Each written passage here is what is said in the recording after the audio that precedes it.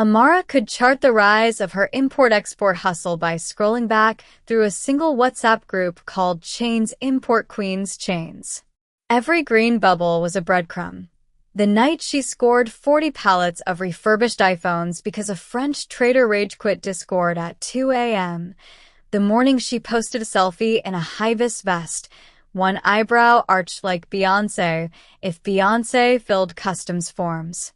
She was 29 and already understood that wealth, the real kind, didn't glitter, it refreshed.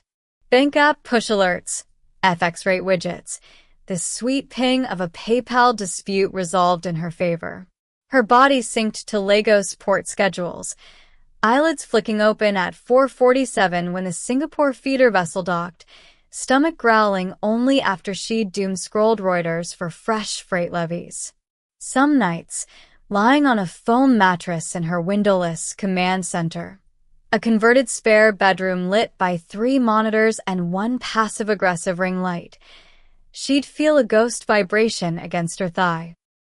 Phantom phone buzz, then laugh because the handset was literally in her hand. That was the joke of millennial ambition. The reward for efficiency was permission to keep working while horizontal. The city rewarded her relentlessness with minor indignities. Traffic that turned a 12-kilometer run to a papa into a 3-hour existential podcast. Generator fumes that left a permanent diesel note in her braided hair. Customs officers who texted smiley-faced reminders that little encouragement produced smoother clearance. Amara paid when she had to, not always with cash. A crate of Apple Watches here, a whispered introduction to a Turkish forwarder there. She was equal parts logistics savant and soft-spoken fixer, turning favors into invoice line items. The money piled up. First a battered Honda CR-V, paid in full, no loans. Then 3 warehouses, low-slum concrete blocks with roofs corrugated like washboards and CCTV cameras that blinked red even when the grid died. She hired cousins, ex-classmates, and 2 hyperactive Gen Z interns who managed Import Queens like it was a meme account. Every time she thought the hustle might be killing her, a new migraine-inducing headline, "Global Chip Shortage Reaches Africa," created fresh arbitrage. Stress was the ecosystem. She had simply evolved sharper teeth.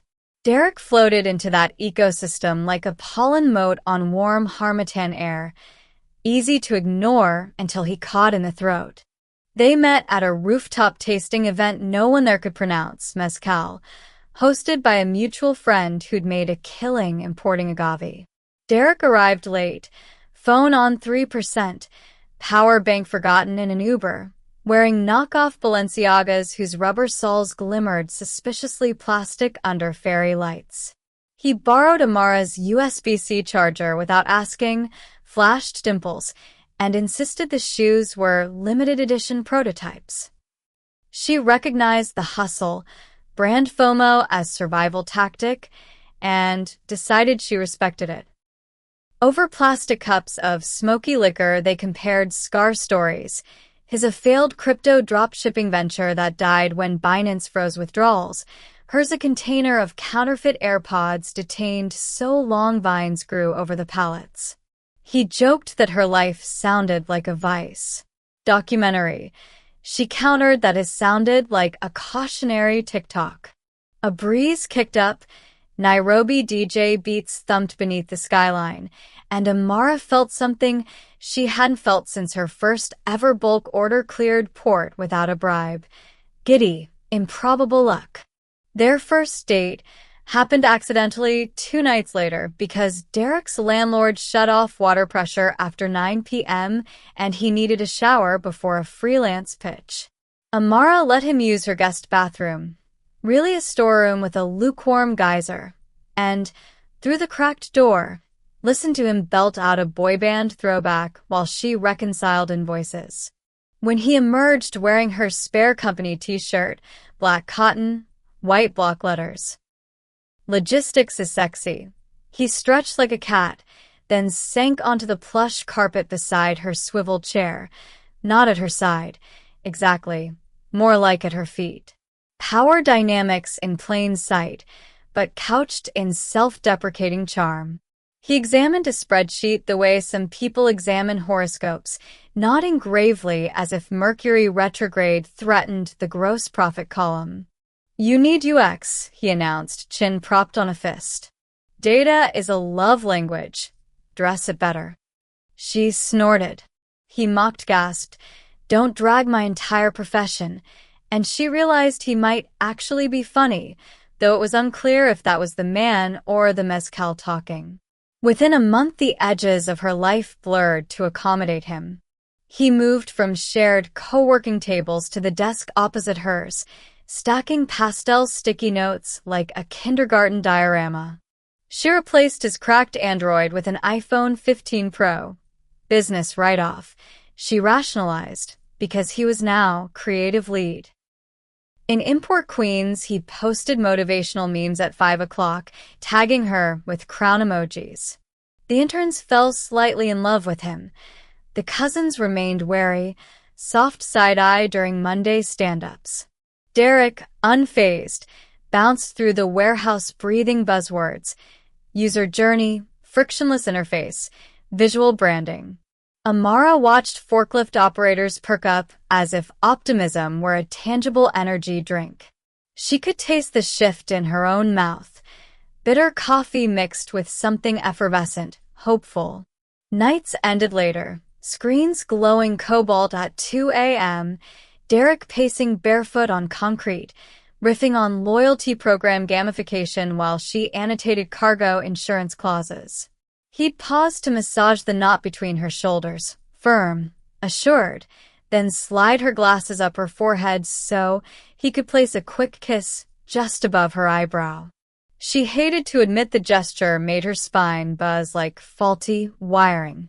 Grooming him was easier than expected, maybe because he offered no resistance. She taught him to read procurement contracts the way hypebeasts read sneaker drop rumors, skim for limited supply, hidden margins. She scheduled a dental whitening, presented as client-facing brand alignment, and introduced him to her tailor in Yaba Market for a crash course in monochrome layering. She explained that investors trusted neutrals. He listened, eyes shining, as though every hemline carried secret stock tips. At a boutique barbershop, she insisted on paying for a low fade. He texted her a mirror selfie captioned, "Glow up in progress, CFO winking face." She didn't correct his title confusion. Partner, CFO, boyfriend. Each label floated in optional italics, waiting to be bolded later. Sometimes, watching him high-five warehouse hands like a motivational speaker, she caught a pang of unease. Was she building an equal or an echo? Yet the revenue curve had never looked so steep. Money laundering jokes aside, synergy felt quantifiable. After Derek redesigned the website checkout flow, abandoned carts dropped by 38%. Wasn't that proof? Still, the micropsychological dance kept her wide awake. His compliments were precise, never. "You're smart. Always your resilience is aspirational." The phrasing placed her greatness at one remove, easy to admire without threatening his ego. During morning stand-ups, he'd punctuate her operational updates with enthusiastic nods so vigorous they bordered on satire, yet no one dared laugh. After meetings, he'd lean close, whisper, "They worship you." And she'd flush, a warmth that felt suspiciously like being managed. One rainy Tuesday, she caught him live streaming on Instagram from the driver's seat of her CRV, rhapsodizing about breaking generational curses while gospel rap thrummed in the background. Comments scrolled fast. "King Fire," mentor raising hands, "dropship me daddy" face with tears of joy. She watched from an upstairs window, soaked in weird pride and mild alarm. When he finished, he bounded inside, feet squeaking, and declared the brand needed a YouTube channel. She told him to draft a budget proposal. He grinned, kissed her damp forehead, and said, Alignment. The word felt both thrilling and slightly Orwellian. Amara's body kept score. Her sleep now arrived in micro-installments, 30-minute power sessions between 24-hour clearance deadlines and the subtle buzz of Derek's Slack notifications. Her wrists ached from constant toggling between dashboards he'd color-coded like a preschool workbook. Her left eye twitched from blue light overexposure. But the ache came with dopamine, high-value purchase orders, influencer shoutouts, a Quartz feature titled "The Nigerian Millennial Shipping Queen Disrupting Global Supply Chains." The journalist insisted on photographing both of them. Derek half-joked, "Don't crop out the muse," and the photographer snickered like they were co-conspirators. On publication day, staffers cheered, but Amara noticed Derek posting the article to his personal LinkedIn with a headline tweak. Co-founders redefine African logistics. The prefix co felt heavier than its two letters. She saved a screenshot anyway, uncertain if she was filing evidence or keepsake. The night she hit her first 100 million naira month, they celebrated with champagne Derek claimed he'd acquired at cost from a client. Halfway through the second bottle, he suggested they trademark the phrase "data is a love language" on t-shirts. She laughed so hard bubbles fizzed in her nose. He snapped a photo and set it as his phone wallpaper. Later, curled against his chest on her office couch, she listened to rain hammer the tin roof, Google Calendar reminders chiming like lonely wind chimes. Derek's breathing slowed, a soft metronome, and she studied the faint scar above his left eyebrow, wondered who he was before hashtags and hustle culture bent him into this eager shape. Her muscles finally unclenched. Still, some small animal part of her brain stayed alert, ears pricked for noise. Success had a way of changing pitch without warning. She kissed the scar and tasted salt. He murmured something, half compliment, half prayer, and tightened his arm around her waist. In that moment, she felt both armored and exposed, a queen enthroned on shipping crates, crown balanced precariously, trying not to flinch at distant thunder. When dawn leaked copper light through dusty blinds, Amara disentangled herself, powered up her monitors, and watched real-time GPS stats creep across global sea lanes. Supply chains, she mused, were just trust made tangible. Metal boxes crossing dark water on the promise that somebody, somewhere, wouldn't screw you over. Derek stirred, eyes blinking open. For a second, he looked disoriented, almost boyish. Then he spotted her, offered a lazy grin, and asked, "Ready to conquer more worlds?" She chuckled, steeled herself against the sudden flutter in her throat, and answered, "One invoice at a time." He saluted, rolled off the couch, and stretched, shirt riding up to expose a stripe of brown skin, and an inked phrase she'd never seen before, "Dreams need space." She opened her mouth to ask, but he tugged the shirt down, already tapping his phone, thumbs moving like a drummer warming up. Coffee brewed somewhere in the background, the aroma sharp enough to erase questions. She returned her gaze to the map on her largest screen, tiny blinking lights inching steadily toward port, an army of promises she intended to keep. Somewhere inside the apartment, Derek laughed at a meme she hadn't seen yet. The sound slid under her skin, equal parts comfort and static. She cracked her knuckles, pop, pop, pop, then dragged a new cell across the spreadsheet, shading it gold. Outside, Apapa cranes rotated against the pink sunrise like giant mechanical dancers bowing to whoever paid them attention. Inside, Amara whispered a mantra that was half affirmation, half warning. "Keep refreshing." And the cursor blinked, waiting. Amara's next quarter started with a siren and a smell, Burnt plastic braided with diesel, the kind of scent that forces its way into your lungs and sets up a grungy squat. She had been awake for 27 of the last 30 hours, toggling between Port Authority dashboards and the Telegram thread where her freight brokers shared drunken voice notes about storm clusters off Cape Verde.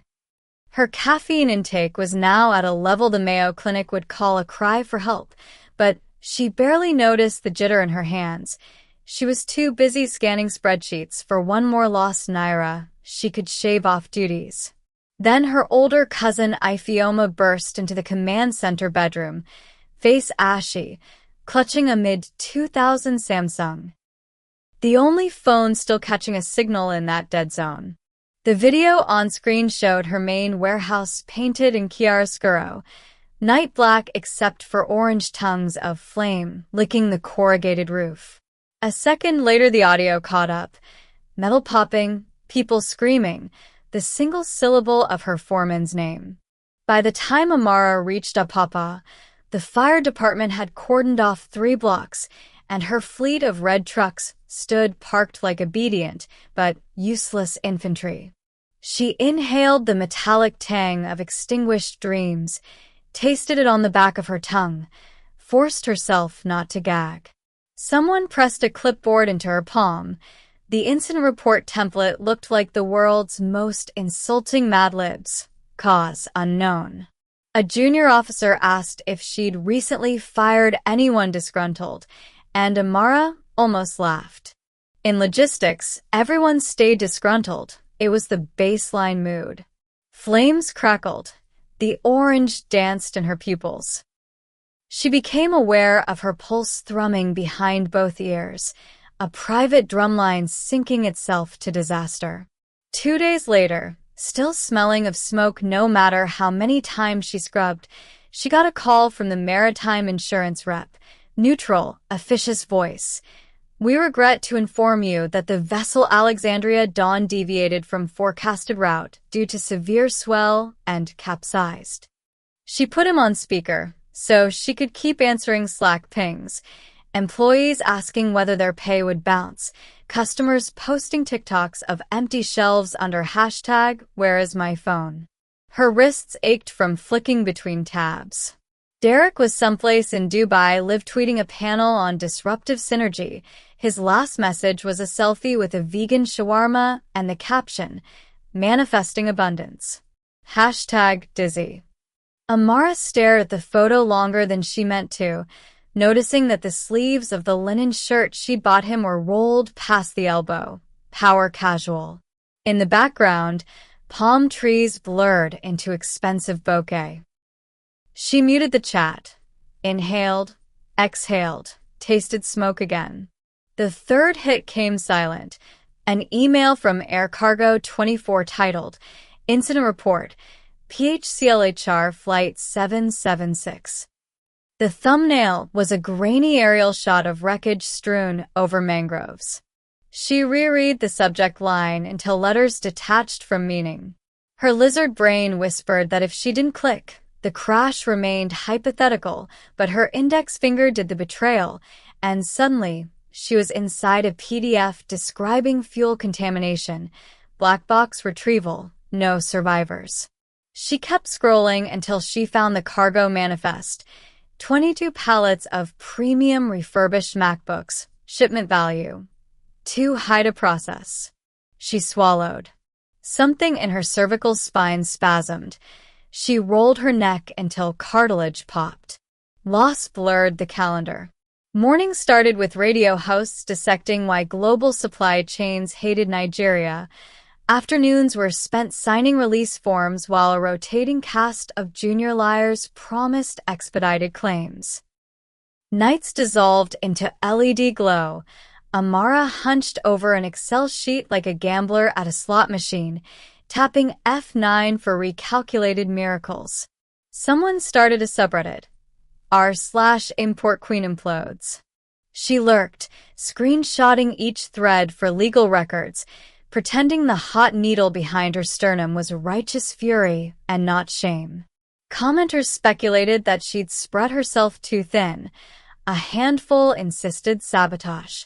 One asked whether black market crypto debts might be coming due. Upvotes climbed. She noted usernames, just in case. Resignations filtered in like spam. First the intern with pastel hair, taking time for mental health alignment. Her email chirped. Then a warehouse supervisor headhunted by a new startup offering shares instead of salaries. Even the baggage-tough cousin Ifioma scheduled a meeting, voice soft, explaining her fiancé in Canada had filed sponsorship papers. Amara nodded, mouth stretched into something that didn't reach her eyes. When Ifioma left the office, Amara sat at her desk, fists balled, nails digging moons into her palms. She wanted to cry, but nothing rose. Tears required energy she'd pawned for cash flow. Group chats pinged useless condolences. In Chains Import Queens Chains, the Gen Z mod dropped a fancam video mashup, where house fire footage crossfaded with Amara's old keynote clips, overlaid with the text "We move." It was meant as hype but landed like satire. She typed, "Thanks," deleted it, typed "archive chat," hit enter. Instant quiet. Without the digital chorus, the command center flat felt like abandoned office space after layoffs. Blinking routers, fluorescent hum, leftover fast food styrofoam sweating grease. Her body finally registered thirst. She grabbed an energy drink, gulped, tasted battery acid and compromise. Bank meetings came next, as polite as guillotines.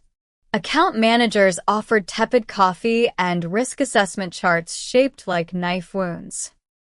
One guy with a tie clip shaped like Bitcoin launched into an unsolicited TED Talk about diversification. She imagined slapping the tie off his smug chest, but instead she smiled, signed forms, promised updated cash flow statements by Friday close.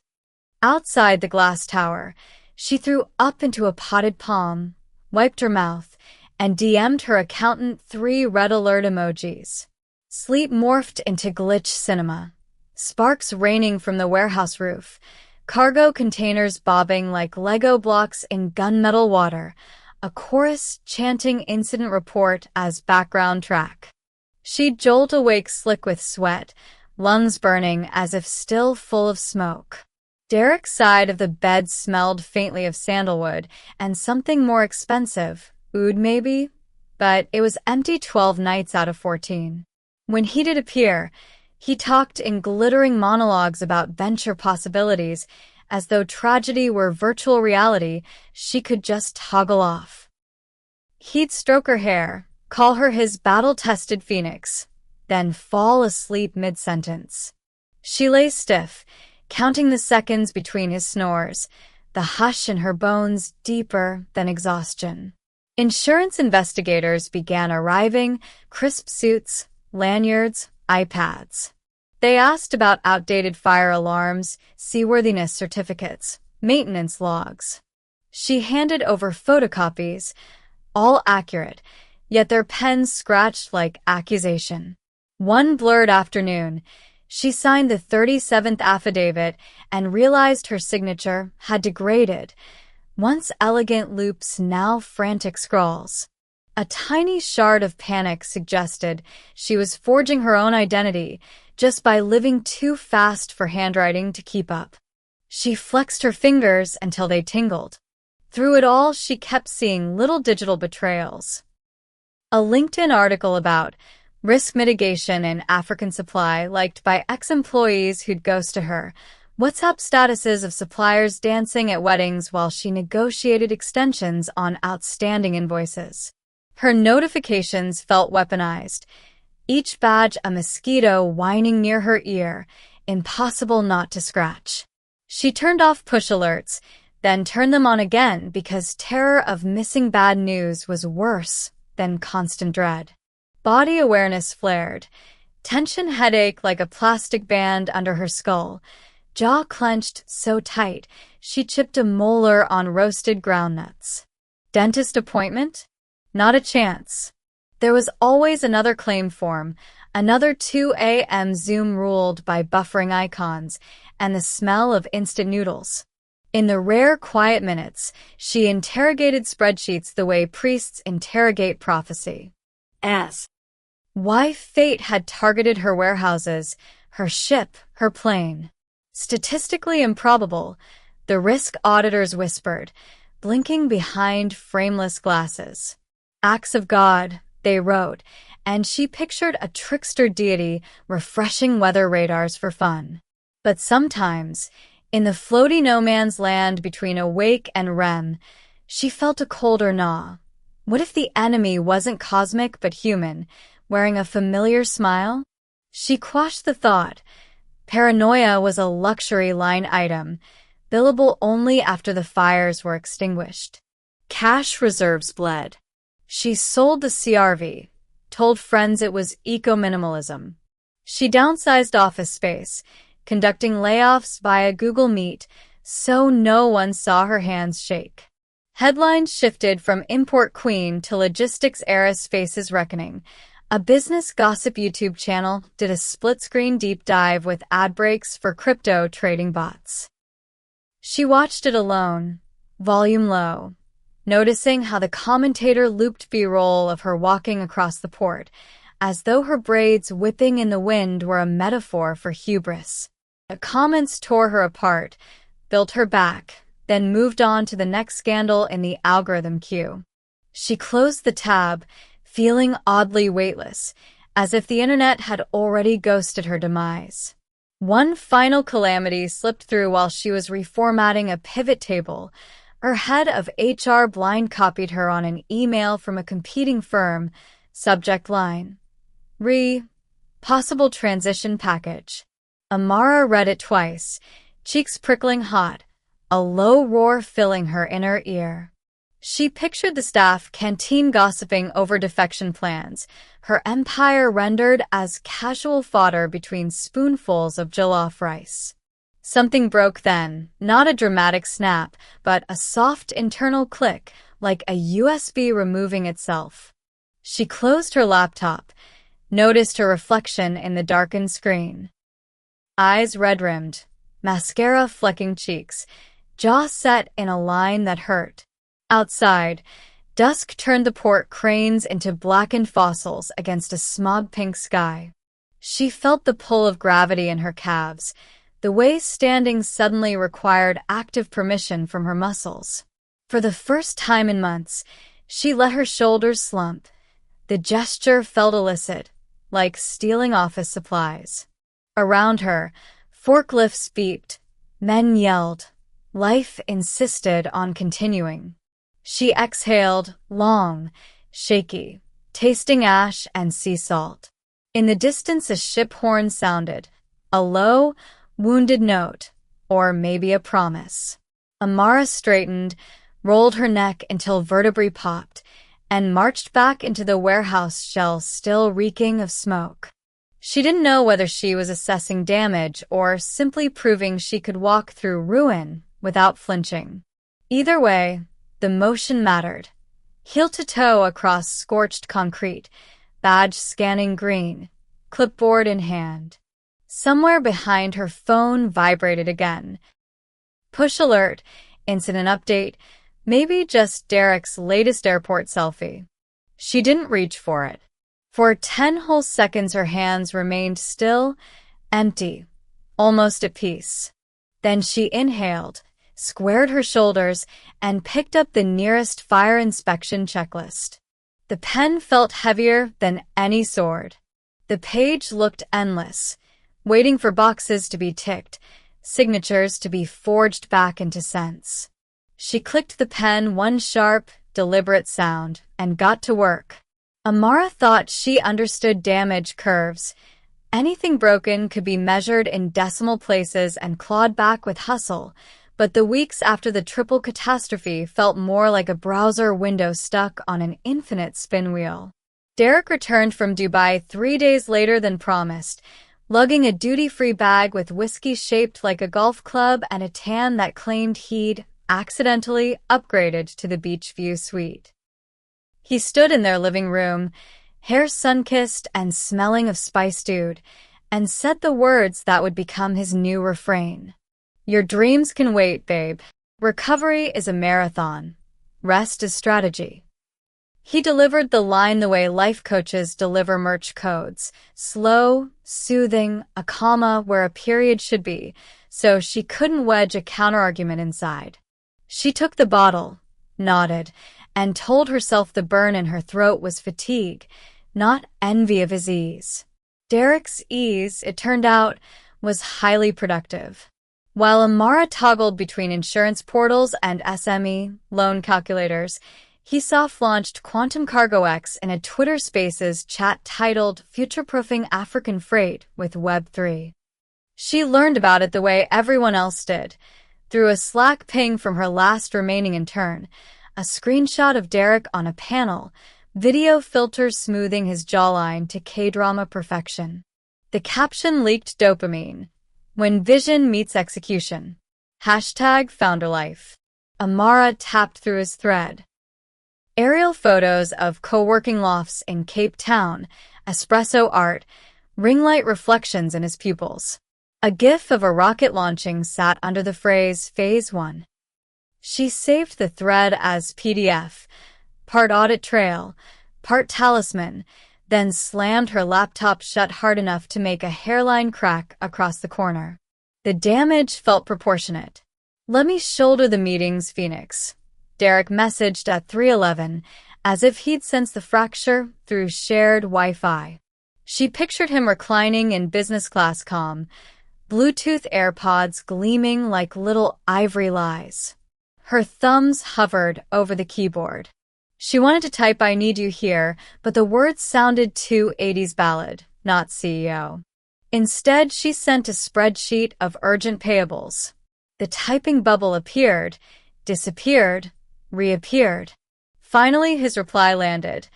"Cash flows tight until seed funding clears. Meditate. Visualize abundance. We're bigger than invoices." She screen captured that too, labeling the file Abundance Gaslight. PNG in a folder called Receipts of Fog. Power slips through the small moments.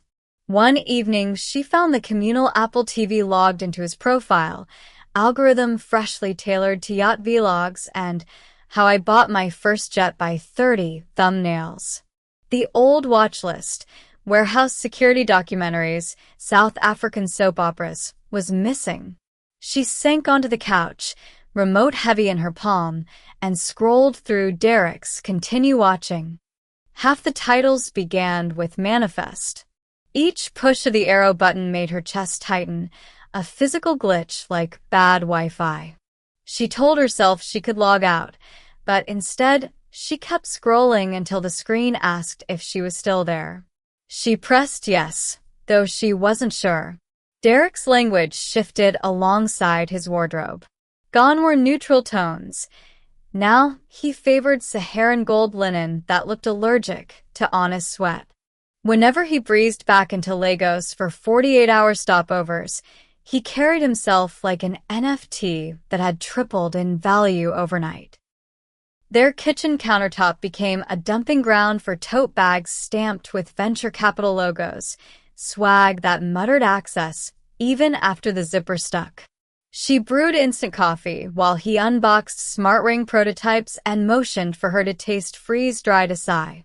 She chewed, jaw aching, and listened to him describe vertical integration as if she hadn't built 3 warehouses from literal ashes.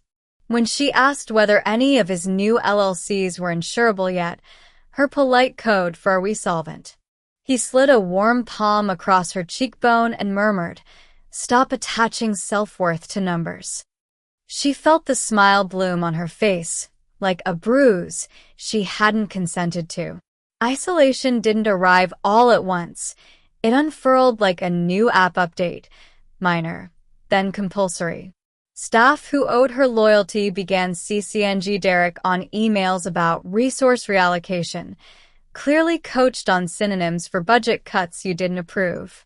Investors booked calls with him first, citing his fresh strategic lens. Even her mother forwarded a voice note where Derek waxed poetic about protecting Amara's mental health, the subtext being that rest equaled absence. She typed and deleted a dozen rebuttals in the family group chat before sending a single thumbs up. The emoji felt radioactive. The money hemorrhage gained a soundtrack.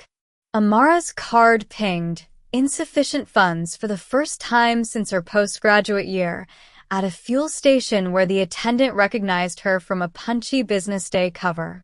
She paid via transfer, heat prickling her armpits, then sat in the driver's seat with the AC blasting cold and reviewed bank statements on her phone.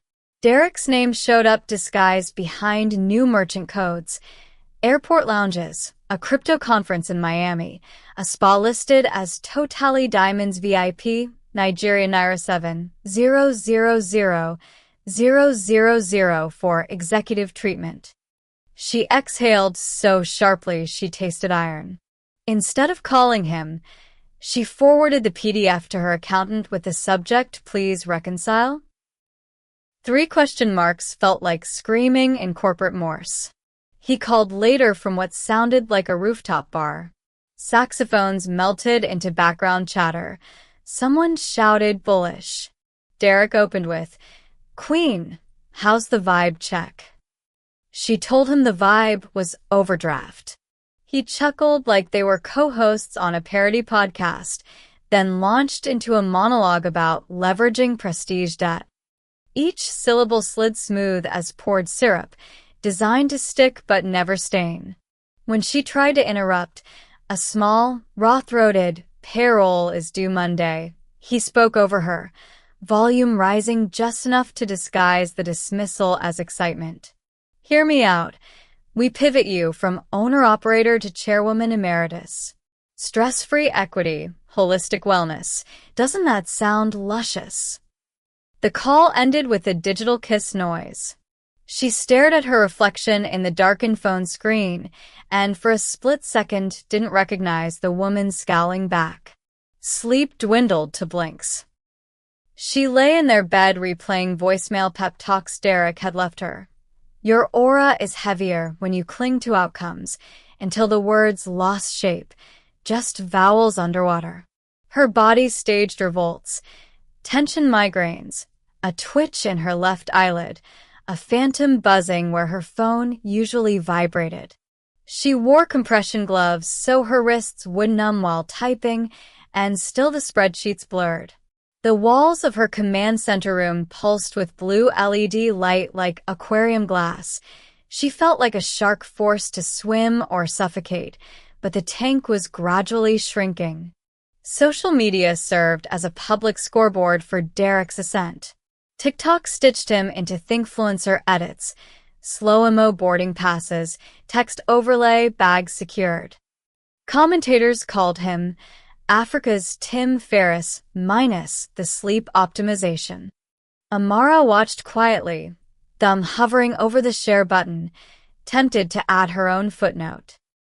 Instead, she reported fake profiles claiming to invest alongside Derek for a modest fee. The platforms thanked her with auto-generated empathy and recommended creator coaching. She clicked not interested until the option grayed out, then closed the app and felt the phone vibrate immediately. Push alert. Quantum Cargox Rises $4 meter preside. She whispered a curse, so soft it tasted like breath mints. One Friday, she insisted they meet face-to-face. Derek arrived 2 hours late, smelling of airplane linens and optimism.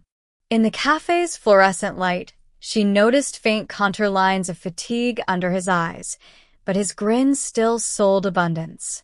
She entered the conversation armed with bulleted grievances, cash flow, brand dilution, emotional labor. He countered with a PowerPoint on his iPad titled Unified Vision 2.0. Each slide bore slick stock photos of skyscrapers and lotus flowers. The pitch repositioned her as Chief Inspiration Officer. She asked what that paid. He answered with a question, "What's the price tag on inner peace?" The exchange tightened something behind her sternum. When the barista called her name for pickup, she felt too shaky to stand. Derek fetched the latte, sipped first to ensure temperature, and said, "Delegation is love." In that moment, she realized how profoundly alone you can feel sitting across from the person who once massaged your knots away. The following week, he vanished into another tour: Munich, Doha, Singapore. LinkedIn geotags like breadcrumbs sprinkled across 3 continents. Her DMs filled with third-hand intel. Photos of Derek at rooftop mixers, hands clasped with venture darlings, captions praising his self-made origins, Amara's name notably absent. Friends tiptoed around the topic, suppliers got cagey, credit lines shortened. The city itself seemed to sigh whenever she drove past, roadside hawkers calling her Madam Courage with wary eyes, as though success were contagious, but so was downfall.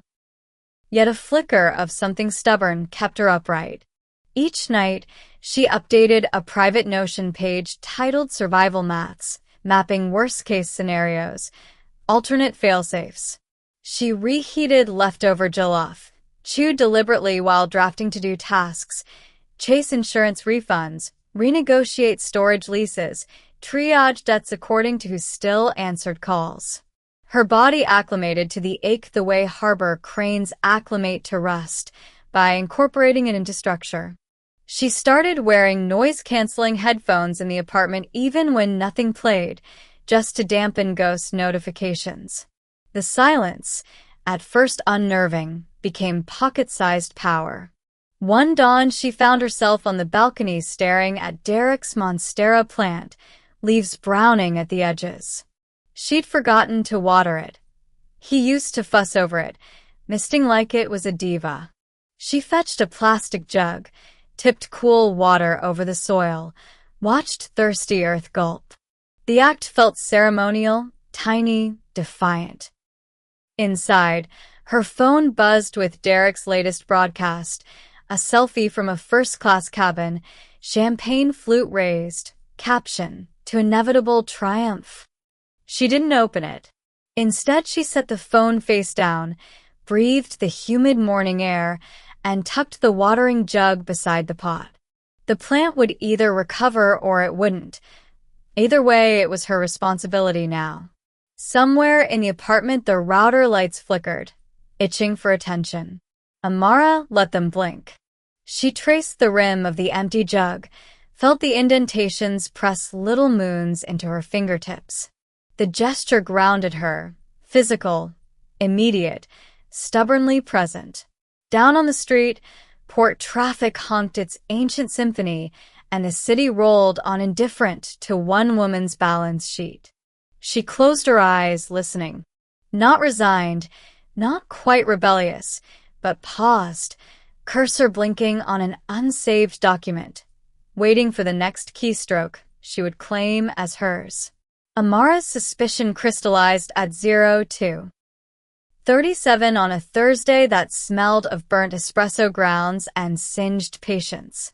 The generator had hit cough twice, flicking overhead bulbs from migraine white to doom scroll blue, and still she mashed refresh on the customs tracking portal like a gambler pleading with a one-armed bandit. Her inbox was a graveyard of regret to inform subject lines, yet one new ping sliced through the noise. A calendar alert she didn't remember setting.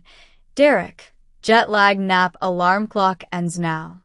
Why would his personal reminder be synced to the shared business account? She tried to shrug it off, but the insect hum of curiosity built until it swarmed her bloodstream. 30 minutes later, she was skimming the highway in her faded hoodie, windows down to keep from drowsing, AC broken because the mechanic wanted a deposit she no longer had. Derek's private office sat 10 floors above a banking hall that smelled of velvet rope and slow salaries. The night guard recognized her, but still rang Derek's extension protocol. Before letting her in, no one picked up, so the guard shrugged and buzzed the door. Inside, silence pooled like spilled tar. The decor screamed aspirational tech mogul, ring lights, Foam panel podcast corner. A bonsai he never watered. She flicked on Derek's custom neon sign. Skyrise Ventures rocket, just long enough to see dust motes swirl, then killed it. She didn't come to stage a photo shoot. Her phone flashlight became a bad detective's torch, sweeping until it caught the corner of a mahogany desk drawer left fractionally ajar, as if arrogance forgot to close up after itself. The drawer exhaled confidential as soon as her fingers twitched it open. First, a single check on linen stock so thick it felt carnivorous, made out for $100 million, payable to a Delaware LLC she'd never heard of. Memo lines scrawled in Derek's flamboyant loops. Ensure her business collapses completely. Her heart didn't hammer, it punched. She tore her gaze away, only to land on a neon pink envelope branded Totally Diamonds Spa, VIP Suite.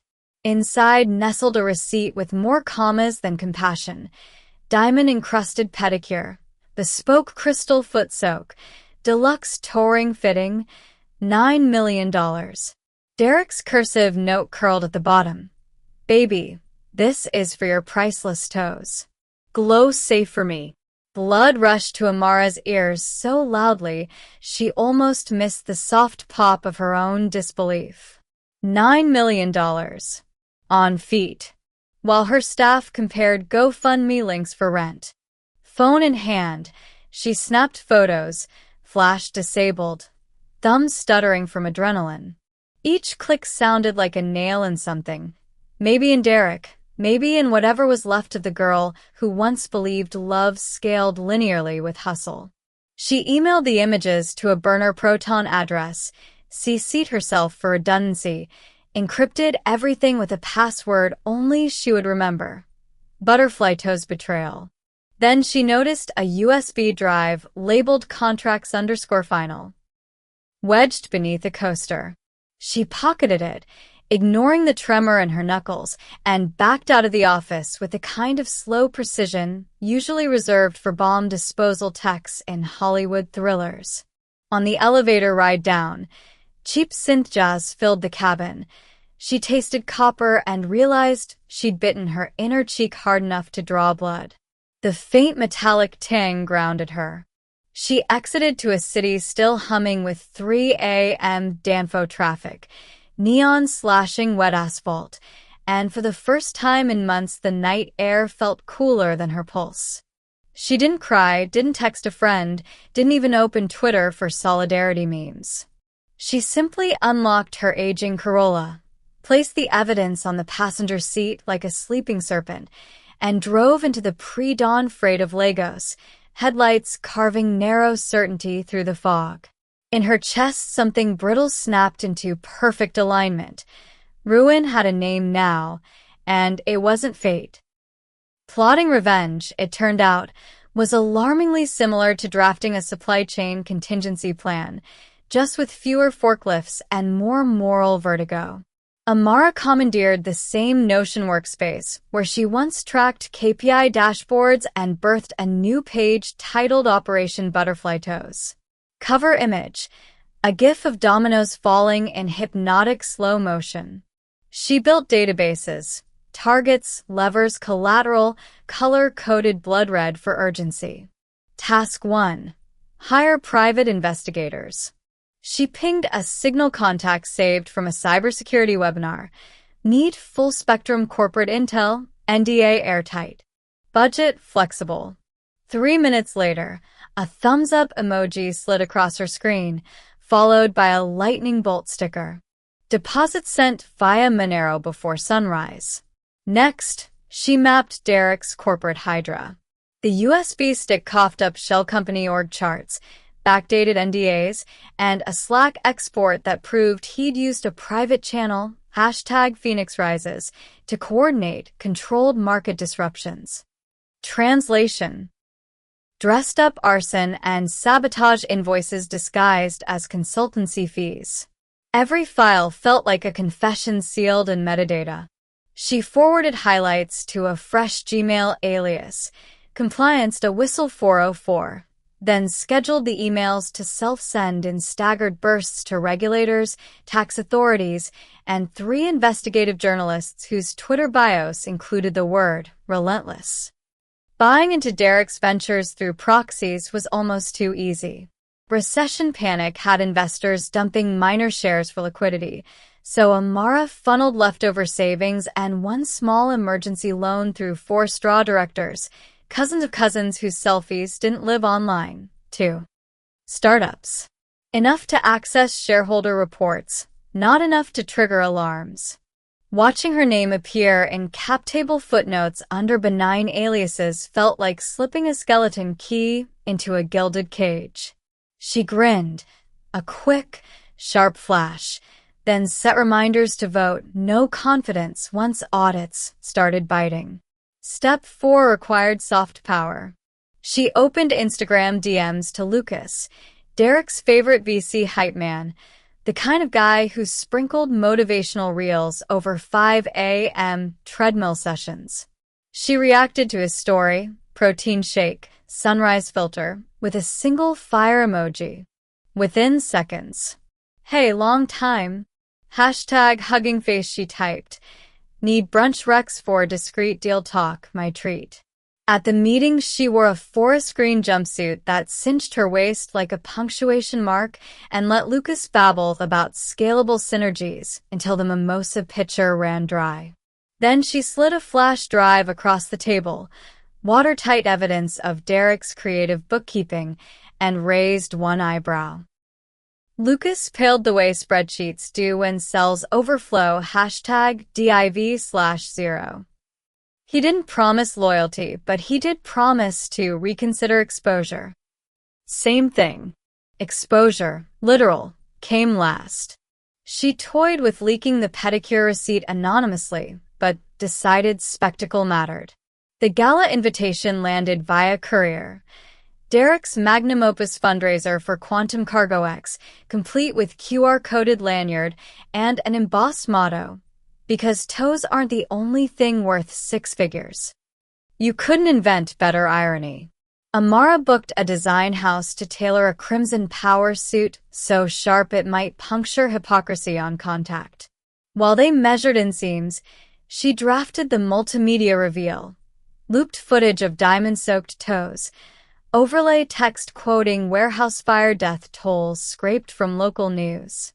She rented 3 projection cubes and hired a freelance coder to rig it all to launch at the exact second Derek introduced himself to the crowd as a phoenix of African innovation. She spent the week before the gala practicing her smile in the bathroom mirror. The first attempts looked like grief wearing lipstick. By Friday, she'd refined an expression that said, "I dare you to underestimate me again." Each night, she fell asleep to YouTube ambience loops, sound of crackling fireplace, no ads, while her laptop rendered backup copies of incriminating files. Muscle memory tugged her thumb toward TikTok doom scrolls, but she resisted. She couldn't risk algorithmic moral whiplash now. Instead, she journaled bullet point mantras. Revenge is just due diligence in a nicer dress. He taught the world to doubt you. Teach it to doubt him.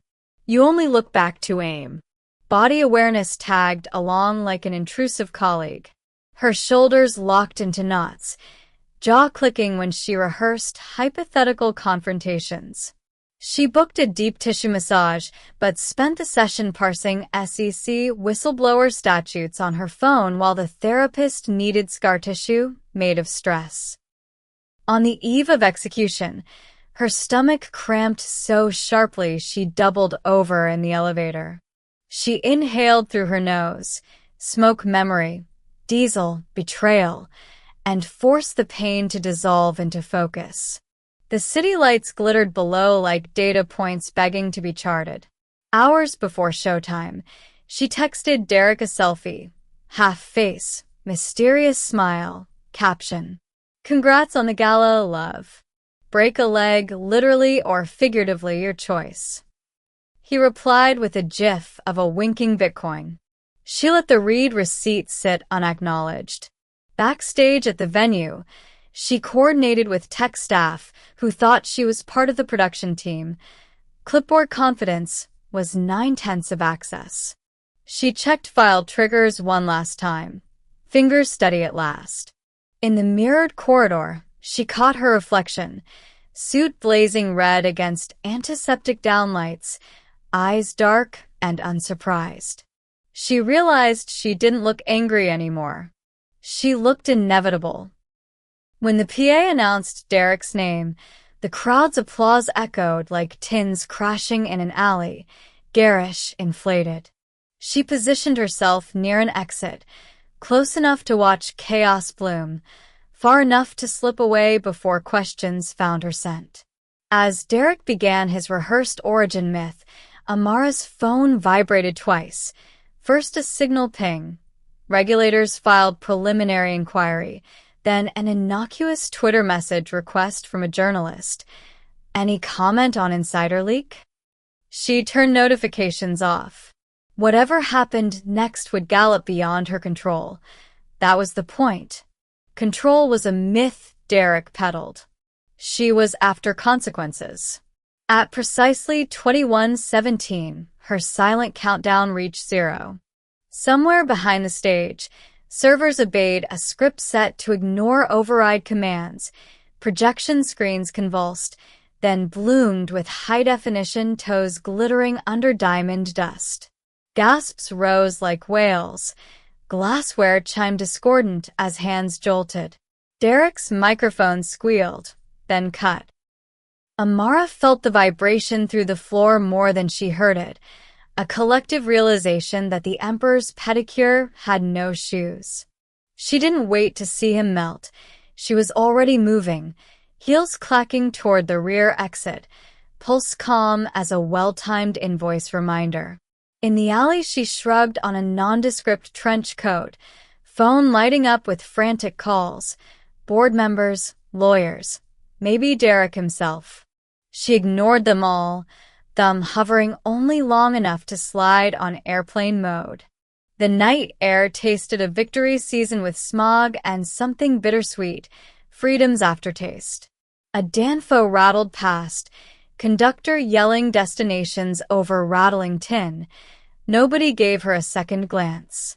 She exhaled, shoulders lowering by centimeters she'd been carrying for years, yet inside her mind an unexpected stillness unfurled, neither gloat nor grief, just quiet. Consequences were inbound, sure, but right now the city hummed like an open browser tab, latent, waiting for her next command. She pulled the trench tighter and stepped into the streetlight's glow, undecided on whether the story behind her counted as an ending or merely a sequel's cruel preface.